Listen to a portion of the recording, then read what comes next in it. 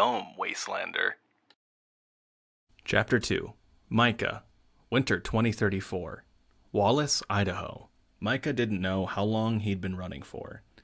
The pine trees and foliage closed in around him as his vision tunneled, tentacle-like branches reaching out to ensnare him.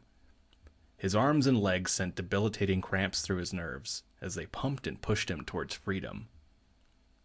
He didn't dare stop. No amount of pain or fatigue could overcome the primal fear propelling him forward. Every time he slowed or stumbled, he could feel a phantom presence pursuing him.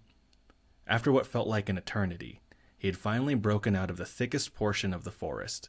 Entering the clearing, he saw the pickup trucks his platoon had disembarked from when the terrain could no longer be traversed by wheeled vehicles. 2 crusaders stood by the trucks, sharing a cigarette while they were on sentry duty, keeping guard over the half-dozen varied vehicles while they waited for their comrades to return from the woods. Micah used what little energy was left in his body getting their attention, waving his arms and screaming like a man possessed. Hey, we have to go, now! The sentries were startled, dropping the cigarette and fumbling for their rifles leaned against the muddied tires of a Ford E-150 pickup truck. Scrambling, they took cover behind the wheels and engine block of the vehicle, training their sights onto the mess of a boy approaching them. Seeing the long guns aimed at him, he stopped, unable to keep himself from heaving and collapsing onto his knees.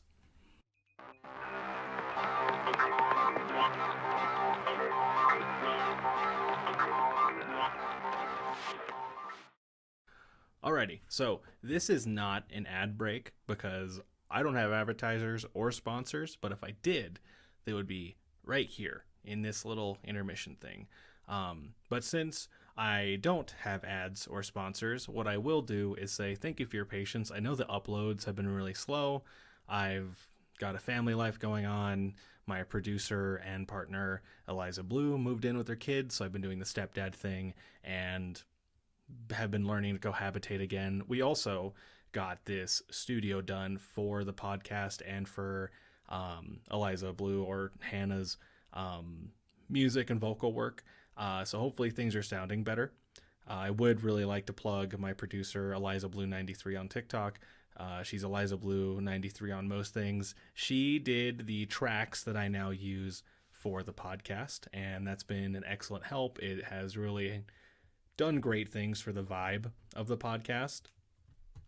And even though I don't have sponsors or ads or whatever, there is a Patreon, and it's Letters from 2035 on Patreon. Also, whatever you're listening to, or this, whatever you're listening to this on, rate it, share it, do whatever. It helps out. We have a very awesome little following on the podcast, and that makes me very happy. But hey, if it spreads and if we get folks on the Patreon and such, it makes it way easier for me to do this because I can give it more of my time. So this is the end of the intermission or the ad break, and we'll resume the story with Micah.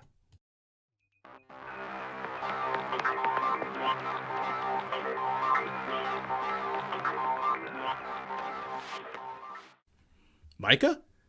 One of the sentries called out across the clearing. Is that you, boy? Keeping their weapons in the low ready position, they left their cover and cautiously drew near, barraging him with questions. What happened? You're a fucking wreck. We heard explosions and gunfire. Micah couldn't speak, his entire body focused on keeping air cycling in and out of his sore lungs. Micah, spoke one of the crusaders, gripping his collar with a burly hand. Where's Ezekiel? Where's the platoon? Micah could only shake his head. Too dehydrated for tears, too exhausted for words. Something felt slick in his hand. Peering down, he unclenched his fist. A dozen bloodied crucifixes had been gripped so hard between his fingers that blisters had already begun to form. He held the icons up to the men above him, sobbing. Horror struck both the crusaders, hoisting up Micah in a panic, tossing his body into the bed of a truck before climbing in themselves. They sped away as fast as they could. Micah wanted to take comfort in the distance growing between the forest and him, to finally rest, but he couldn't help but scan the tree line, watching for the elk demon, sure that she was still hunting him. It had taken the truck and its occupants 30 minutes to reach the first checkpoint. An old gas station on the highway, fortified with sandbags and 2 trucks armed with looted M240 Bravo medium machine guns. Micah had slept for all of 10 minutes. The Crusader squad manning the checkpoint were unnerved by the absence of the rest of the platoon. What should have been a convoy of 6 trucks and 36 men was down to a single truck and 3 confused soldiers.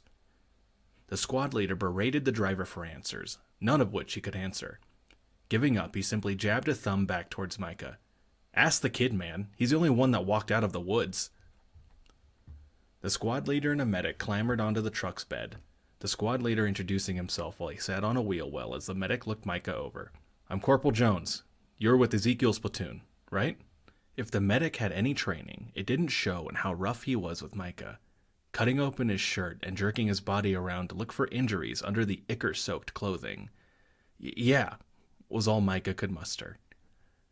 The clumsy medic had finished his inspection without saying a word to him, instead informing the corporal. "He's all right, shaken up, and probably concussed, but he'll be okay." Jones waved him off before continuing his questioning. "Name and rank." "Turner, Micah, recruit." "Where's the rest of your platoon, recruit?" Micah didn't have an answer for that. He didn't know how to explain it, opening his mouth to speak, but words failing to form. Frustrated, the corporal stomped his boots onto either side of the boy, muscled arms shaking him by his torn shirt. "Did you desert, coward?" "No," mumbled the trembling 16-year-old. "Did you?" the corporal yelled, wringing Micah's ears and speckles of spit and chewing tobacco flecking his face. "No, corporal!" Micah finally screamed back. Satisfied, the tubby corporal stepped off the truck bed and sauntered over to the driver. "Take him straight to the pasture. He's gonna have to answer for whatever the fuck happened." With a slap on the truck's door, they were on their way again.